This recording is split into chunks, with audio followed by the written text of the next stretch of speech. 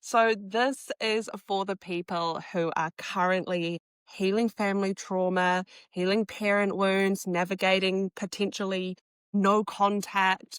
And this makes Christmas time really hard and really triggering. It's for the kids that come from split parents, separated parents, or parents who are still together, but it's a really toxic environment. Christmas time, it's the time, the festive season where we're all supposed to be spending time with our families and it's supposed to be all happy and magical and beautiful. But if you are someone like myself who often finds family situations quite triggering, you keep your energy pretty close to yourself and away from certain family members, going to Christmas can be quite triggering. And so I wanted to just share a little bit of like what I will be doing, what I have suggested to my clients who have also expressed a little bit of fear, anxiety, worry around going into family situations that in the past have been really triggering, and they don't want to go into a situation, family Christmas dinner or lunch, and feel triggered or hurt and walk away from it feeling like shit because you've just allowed yourself to be hurt all over again. So these are some tools that you can use. So really first acknowledging that seeing family over Christmas can be triggering, especially if you are currently in the midst of doing some deep shadow work around parent wounds and a child trauma, family trauma. Like dropping a little comment or a little like emoji in here, little hands up or a heart if this is something that if you were one of these people. If you're going through this journey and you are still healing those deep wounds, and meaning that your inner child, she's very much, or your inner teen is very much at the surface. She's very vulnerable. And in the past, she has been deeply hurt by your parents' shitty behavior. And so going into family situations, I want to first say, there's an obligation that we all feel that we have to show up and have to do the family thing because that's what everyone else is doing. Or maybe, that's what your parents have guilt-tripped you into thinking or feeling. And perhaps it's the people-pleasing element of you going, I should do this, I have to do this, but you don't really want to. Or that might be that little inner child or inner teen running the show and going, well, I've got to show up and then maybe I'll get some of that love or recognition or affection or appreciation. And so we're going to talk about that really shortly, but recognizing whatever it is that makes you feel obliged to see certain family members or go to certain family events, and remembering you don't have to. You don't have to go. You can choose to protect your peace and not. It's really evaluating is what's going to protect my peace more. Am I able to protect myself with boundaries and empowerment and time and confidence and knowing that I can use my voice if someone's going to try and challenge me or make me feel unsafe or unloved or triggered, which we'll talk about that very shortly. It's evaluating, are you at a place in your healing journey where you feel confident and able to do that? Or is it something that's going to protect your peace more to not go? What's with it that's going to protect your peace more to do something with friends, stay in and watch a Christmas movie, bake some Christmas cookies, cuddle up on the couch with your partner or your dog or your cat? Think about something that's actually going to feel better for you rather than feeling like you have to be obliged to go and attend this. So if you choose to go, we need to set some boundaries. Boundaries is really, really important. Boundaries such as going, okay, well, I'm only going to go for a certain amount of time. I'm only going to go for an hour or so, or I'm just going to pop in, say hello, stay for a quick coffee or cup of tea, see you later. Minimizing that period of time that you have to spend with that triggering family member or members. Having limits on not just how long you're going to stay, but what topics you're going to talk about. There might be some topics that bring up, maybe it's your career or relationships or whether you're having a kid yet or Are there certain topics that you find quite triggering or that you know that often leads to arguments? Having a really hard limit of being like, I'm just not comfortable talking about that right now. I don't want to talk about this right now. Let's talk about this instead. Like having some stuck record phrases, as I like to say, that if people try and cross your boundaries of topics that you don't feel comfortable talking about, or try and get too personal or too invasive or start up an argument, you can just pull this line out. So we've got time boundaries, time limits on and boundaries on what topics you will and won't talk about with certain people. Having a support person, if possible. So whether that's maybe your partner, maybe it's a sibling that you're close with, maybe it's, if it's open to you having a friend or a cousin or another family member that you can sort of bring into your safety circle and say, hey, this is actually really hard for me, or like, hey, I would love to, if I have my back, or I'm not feeling like I'm not going to talk to this person, like, can you just, help me feel supported in that? Bringing someone so you feel like you're not going into this environment feeling like you're having to fight in your own corner, like you're the odd one out, like no one's got your back. Having a safe person, and also having a safe person there that can vouch for you, or, bringing a partner or a friend or a sibling, and so that if things feel too much, you can leave. Because that's the other thing. Empower yourself to leave. And this takes strength, it does. And this comes from learning to protect your own peace, trusting your intuition, trusting that your happiness and protecting your own peace is a lot of the time more important than trying to please or just sit there and take someone else's shit. You don't deserve that. And it's through this like inner child healing, realizing that you are now the responsible caretaker of your fragile inner child. And so that you have to show up for her, protect her, love her the way that your parent didn't do. And so if in this situation, you're feeling really triggered, someone's starting an argument or someone's having a go or someone's overstepping, ignoring your boundaries, whatever that triggering aspect looks like for you, empower yourself as your inner child's guardian to leave. And you don't have to storm out and make a big scene. You can do a good old Irish goodbye and just see you later, pop out the back door. Or you can do a quick, I'm going to go now, I've got somewhere else to be, great seeing you, and off you head. Don't feel like you have to stay and take shitty treatment. Don't feel like you have to stay in a triggering environment. Empower yourself to leave, and giving yourself that reassurance and that reminder going into the occasion, going, if this doesn't feel good, or if I feel triggered, or if a certain person brings up a certain topic or has a certain go at me, and I feel I'm fully within my right, I give myself permission to leave. Excuse me.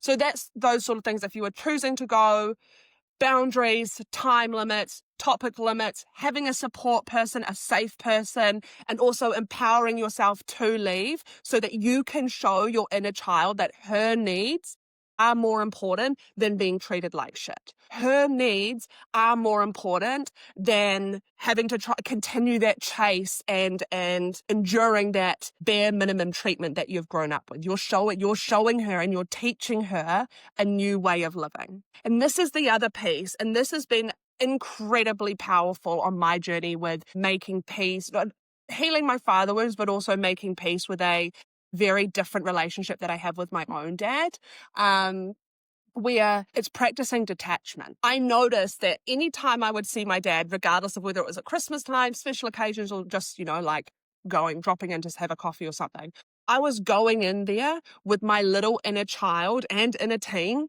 with expectations, with hopes, with dreams that maybe this time he'll open up and be emotional. Maybe this time he'll ask me questions about my life, about my job, about my business. Maybe this time, if I go in here with this success, this new level of success, that he'll actually give a shit. And every single time I left feeling like shit. I left that little girl left feeling so sad and let down and unloved all over again. And it would spiral me into a very inner child triggered spiral, because it's bringing up all these feelings of feeling unworthy or unloved or not good enough or too much, or why am I not good enough for him to pay attention to me? Why am I not successful enough? And so what I really had to do was practice detachment. And this goes hand in hand, I think, with meeting your parent or the family member where they are now. Knowing that, yes, it would be nice if they were different. It would be nice if they were able to meet your needs. It would be nice if they didn't cause you that trauma in the past. It would be nice if you weren't in conflict. But right now, that's the reality. And so accepting that and letting your inner child know, like soothing her through somatic techniques, of course, soothing her to know that her worth is not dependent on the approval, validation, recognition, or affection of that family member. Her worth is now ingrained within you. You give yourself your worth. And so going in there going, I know my parent is the way they are. I fully expect them to not ask questions about me or not take an interest or act a certain way. Being really honest with yourself of like, if that's how they are now, it's not going to change anytime soon. Like I look at my dad, he's in his 60s and I go, can't teach an old dog new tricks. Like he's not going to change. He has very little self-awareness. So why would I think that this next time seeing him, it's going to be magically completely different? And so I can go in there going, I'm happy to share things about my life, but I'm not sharing emotional stuff. I'm not going in there sharing my new success to try and win him over and get some praise or that I'm proud of you. I'm going in there very limited, very emotionally protected. I'm guarding my inner child, my inner teen. I'm keeping in my power and I'm practicing full detachment from the outcome. I'm not projecting. I'm not hoping. I'm not expecting or waiting for someone's potential to meet my needs. I'm going in there with detachment of going, I know how this is going to go, but that's okay because I'm protecting my peace by having boundaries and limits, by limiting the access he has to my emotional space or my emotional life, and knowing that I leave when I feel ready, and that I don't have to entertain any certain conversations, that I don't have to behave a certain way or that inner child doesn't have to try and be the good girl and do everything right. Like you get to be you. And if they're not there to meet you at that and celebrate the incredible woman that you are, that's their loss. And so you get to detach and pull that back because your worth does not depend on their approval. Your worth doesn't depend on whether they finally reflect back to you all this love and the needs that you've wanted your whole life. And so practicing that detachment so you can confidently walk into a family situation or with a situation with that person and go, I know you're going to act a certain way.